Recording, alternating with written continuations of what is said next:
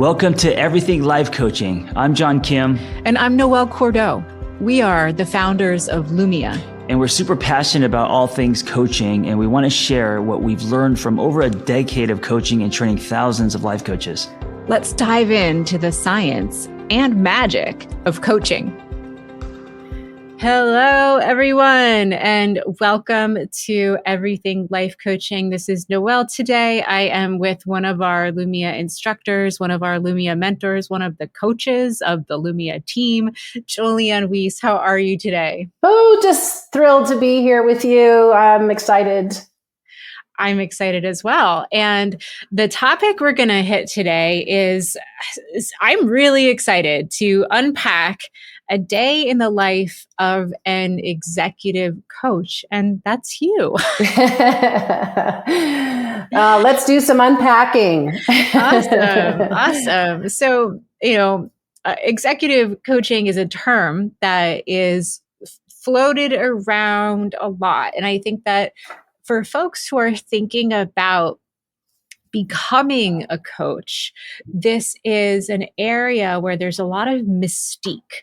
So can you please tell us about yourself as a human? Who are you as a human? And what is your coaching practice like in this area? Sure. Well, I'm a Canadian who moved to Scottsdale, Arizona with my husband to get away from the cold. I had a career in organizational development and talent management, a lot of opportunities to be both a consultant, a facilitator, a trainer. And at the tail end of my career, I was noticing that companies used to do a lot of these leadership development programs where they'd fly people in from all over the world and they'd bring in a facilitator and, they'd do a 3-day fire hose kind of learning event. When it's kind of a one size fits nobody. And a lot of times, a lot of money gets spent without a huge return on investment. And so as coaching was starting to grow in interest and reputation in terms of its impact, we started offering coaching as an internal way to help our leaders grow. And particularly, we would identify the high potential talent within our organization. And we'd say, what's their trajectory to get to the next level? How do we help them do that in a way that's powerful and accelerated in some cases? And the answer was coaching. So we were going to offer them coaching. And so I started off doing some of that coaching work within the company that I was with. And then it got so popular and so many people wanted it. I also had to vet other coaches that we were going to be hiring from the outside and growing new coaches from the inside. And it was around that time that I decided I loved coaching so much that I stepped out on my own. And I offer executive coaching, consulting, and primarily facilitation now as part of my business. Awesome. I have so many questions. Okay, so we're inside of an organization. How is talent identified, first of all? It used to be done individually. So a manager would look at their team and they would have a performance review template, and they would essentially rate their team members based on some benchmark criteria that was standardized within the organization. But there was always a favoritism aspect. We, used to call it halo and horns. And that if the manager or leader really liked somebody, they sort of see past their challenges. And if they didn't like somebody, they often saw past their contributions. So a lot of organizations shifted to this talent management structure where they would do what's called a calibration. And individual leaders would still do some ranking of their teams, but then they had to come and they had to actually validate their ranking in front of other people. And they use something called a 9 block, which is essentially identifying 2 major themes, one that was based on performance of the individual and the other that was based on potential.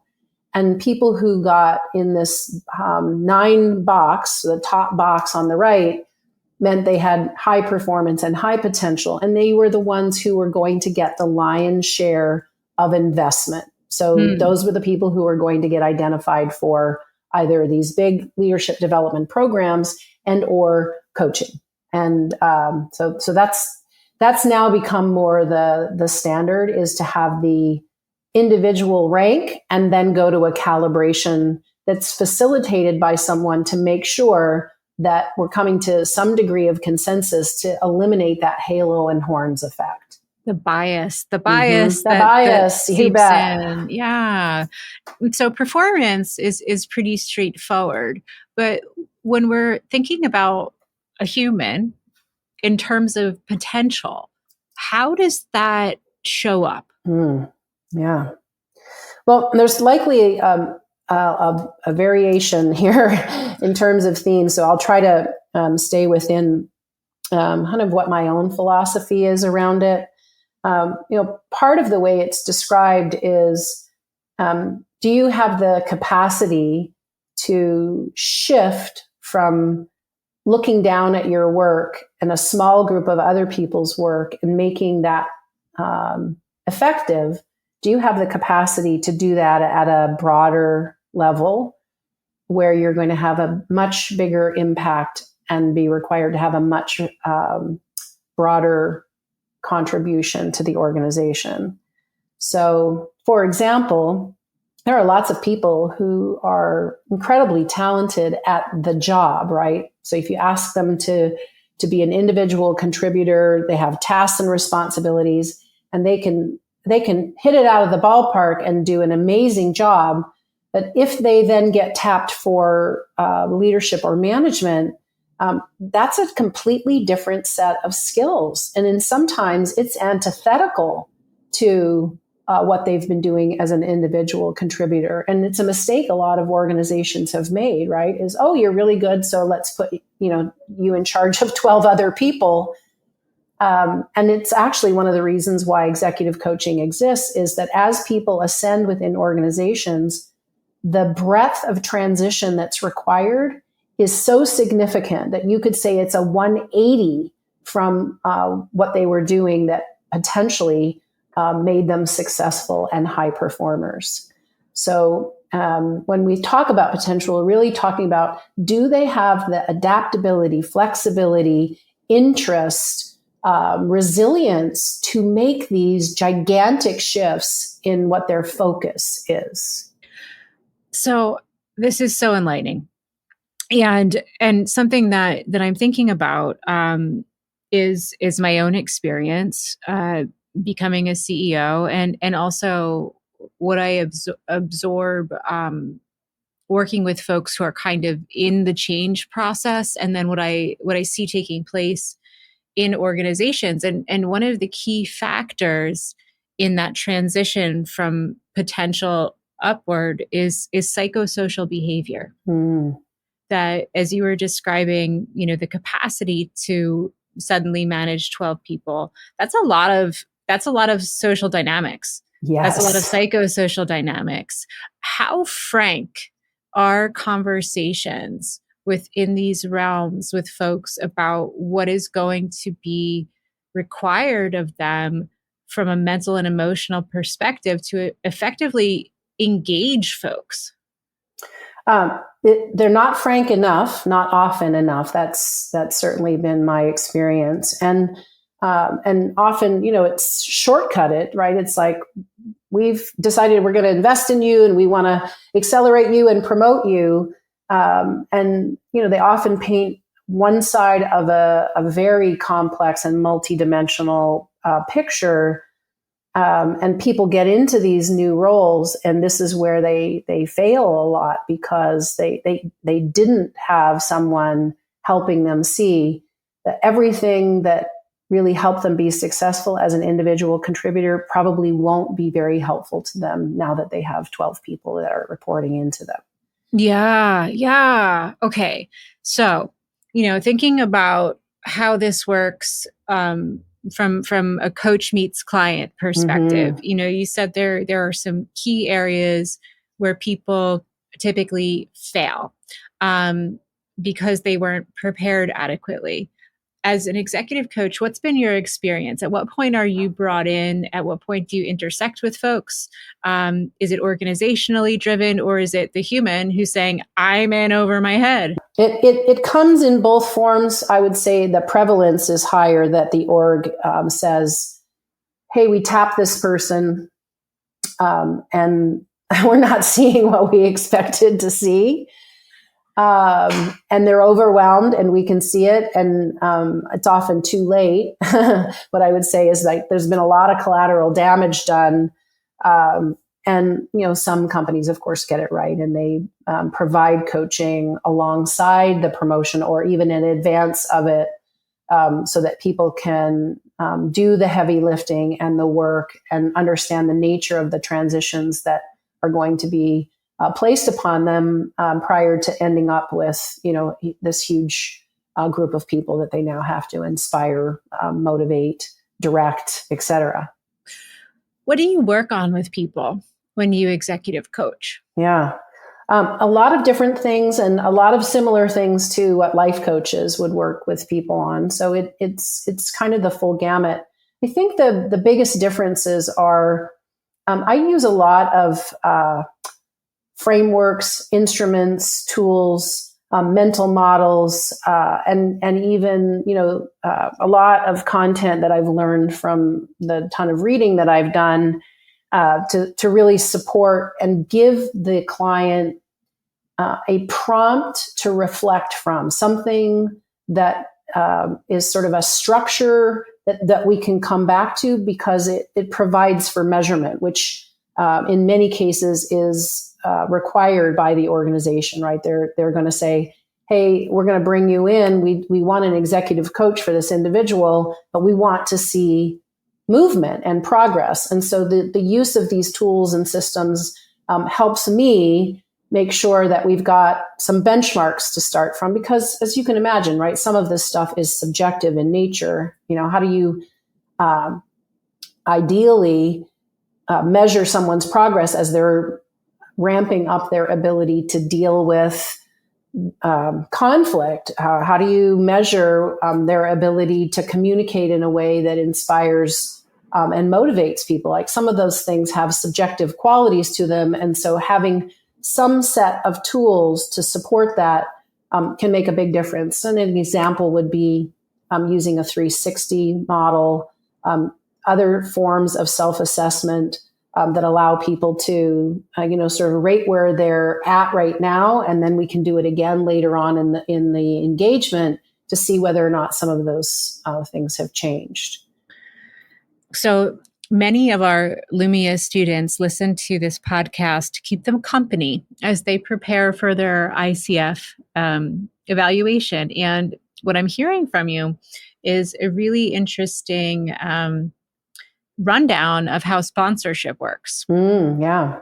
So, sponsorship is when someone else is paying for the client to be coached. And you mentioned that most organizations, if they're sponsoring someone for executive coaching, want to see that measurement. Mm-hmm. How do you, as a coach, navigate those sponsorship conversations where you're saying, this is a human who's going to prepare for conflict? This is really hard to measure.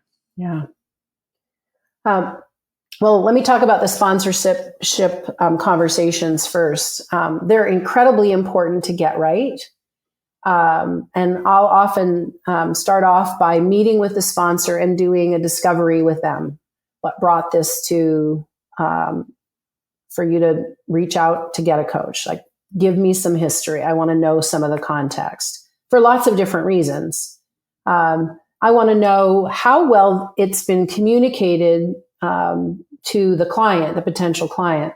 Has the client been given specific feedback? Has the client been told that they are getting a coach? If they have, what were the conditions of that conversation? Were they punitive in nature? We're so excited about what you can bring to the equation that we've got you a coach because we want to, deeply invest in you. I really need to hear a lot about what the ecosystems are currently, because I have learned the hard way that if the sponsor and the client are misaligned in their view about why they're getting coaching, I try to run in the opposite direction as fast as I can. Yes. Because it's very messy to be in the middle. Yeah. And that's such a strong point. The impulse to run as far as you can from a bad client setup is something that is born of experience in coaching. Mm-hmm. Yes. Yes. I have the scars to prove it. Right.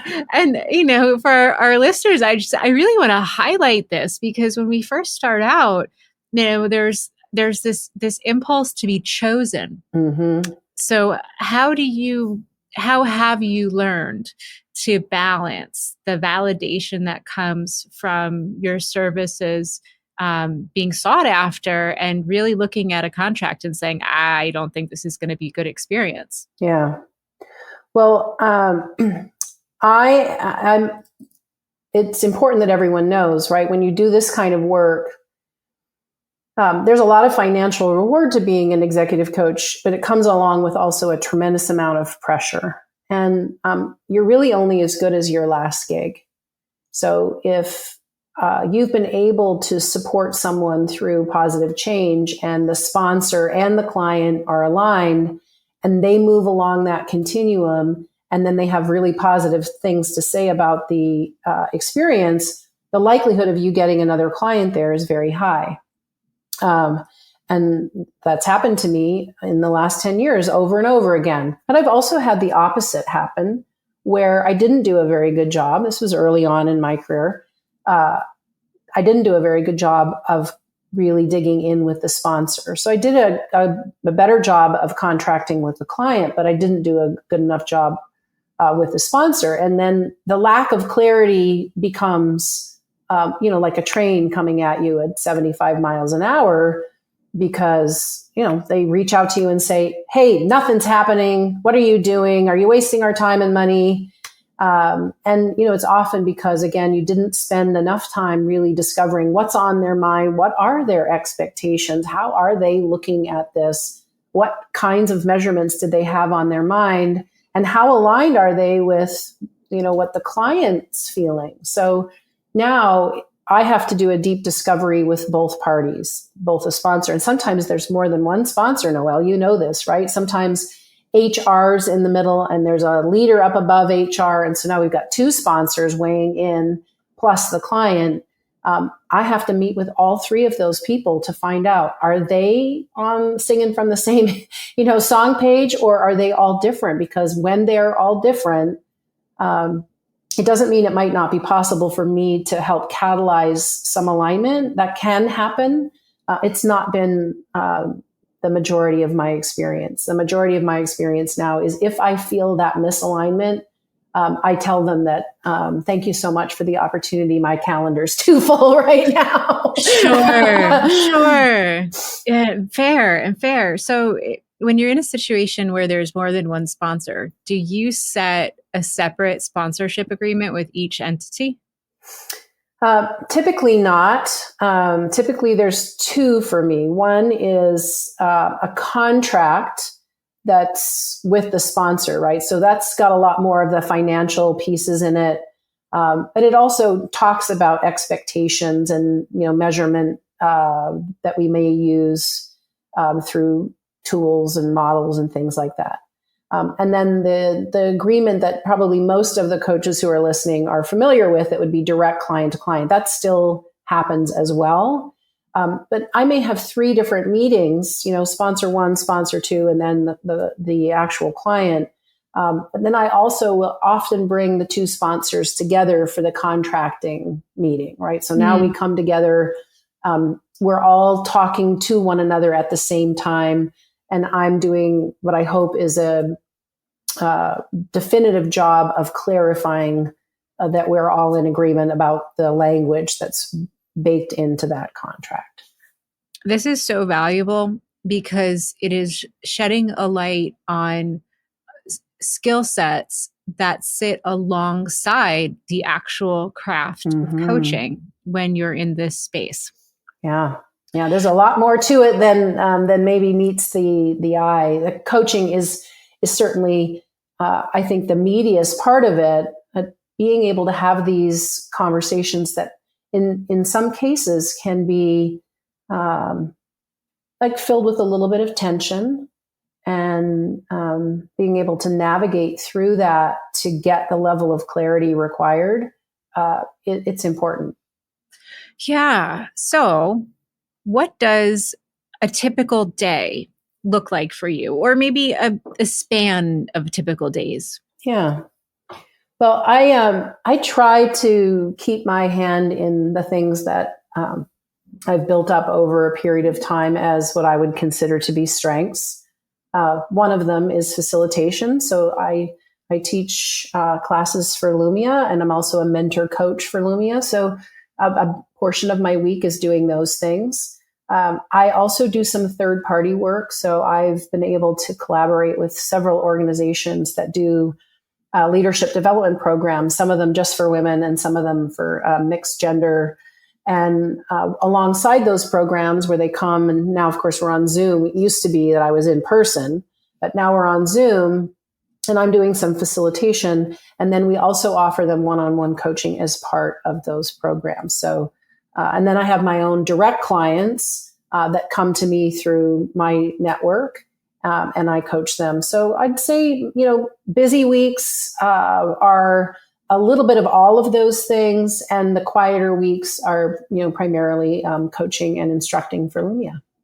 Yes, and you run your own women's leadership program as well. Do I have that right? Yes. As a matter of fact, it's called Confidence and Executive Presence for Women. It's a 6-month program with workshops and individual coaching. And the goal with that particular program really is to help women demystify what does it mean to say you have executive presence. We know it's collateral to confidence, but we try to demystify it and also to sort of crack open the very specific habits that potentially derail other people's perspective on what executive presence looks like. That is such cool work. It is fun. It is really fun. So, given the breadth of your experience and everything that you do, what's your favorite? Oh, I tell you, it's so hard. It's like asking me what my favorite national park is. I couldn't say. I love teaching the classes for Lumia because we've got all these really fabulous people coming in, and they're generous, they're curious, they're interested, and they're compelled to do what I think is, powerful work. It's really rewarding. Thank you. And, I'm also thinking about how valuable your work is in the world. When we're thinking about, the folks that come to your doorstep, the folks that really need help in developing their potential and navigating the world, what are 3 things that you feel people truly gain from working with you? Yeah. Well, you've heard the expression, it's lonely at the top, over and over again. And I think it's very true. I live it. Yes, it is. And for a lot of people, as they're ascending in an organization, well, there's a part of that that's very exciting for them, right? That they've clearly achieved enough to be seen as someone who can contribute at a very high level. If you have doubts, insecurities, days where you have lack of confidence, where imposter syndrome shows up, or you just, feel crushed by the weight of the pressure, who do you talk to? Because if you go internally, people are going to start potentially changing their perspective and perception of your capability. And so you can't go there. So who do you go to? Well, you have to have someone who can both champion you, remind you of your capability, challenge you appropriately, and mostly listen. So I think one of the first things that a lot of people at this level want is a sounding board. They want someone where it's safe to be vulnerable. They want someone where it's safe to say what's on their mind, and know that it's going to be held in complete confidentiality. Mm. I think the second thing is, you had it in one of your recent articles that you wrote, Noelle. I don't know how many people know this, but 70 to 90% of human behavior by the time we're an adult is habituated. Like, we aren't really thinking critically. We aren't really thinking strategically. We're just going over the net neural pathways that exist, right? And so the problem is that many of those thoughts were strengths, 2 years ago, and those same thoughts don't serve us anymore. And we've got to get out of our own way by sort of scrambling the network in our head and seeing whether or not we can lay down some new options and perspectives. And so having somebody often who comes in from the outside, doesn't know your context, right, isn't seeped in the world that you're living and breathing every day, likely is going to politely or boldly provoke you to start accessing parts of your thinking process that you either haven't accessed for a long time or maybe never have. So that would be the second thing, right? And then I think, for a lot of us, we think things and they get stuck in our head and they get convoluted, and we don't even know what we don't know, or we don't even know what we know. And having somebody who helps us surface that is very clarifying, right? I can talk through it and I can rearrange it, and I can say, well, no, maybe that's not it. Maybe it's this. And you've got somebody there who's trained to be both an incredibly active listener, also someone who's, I'm going to call out where you might be bumping up into a wall and support you as you climb up to get over the other side of it. Thank you so much for your elegant vulnerability. You're welcome. I didn't know I had that. Yes, you do. You have it in spades. And, I've learned so much from speaking with you today. And I hope that some folks who are listening are really inspired to pursue the same path as you, because as we look at the world around us, we are as good as our leaders. And, the world that we see is constructed of vision. And so we need good coaches to support good leaders so that vision can really take us into the future in a healthy, effective way. And I think that that's what coaching does. So thank you for the work that you do. Thank you for the time that you put into developing your craft. And where can folks find you?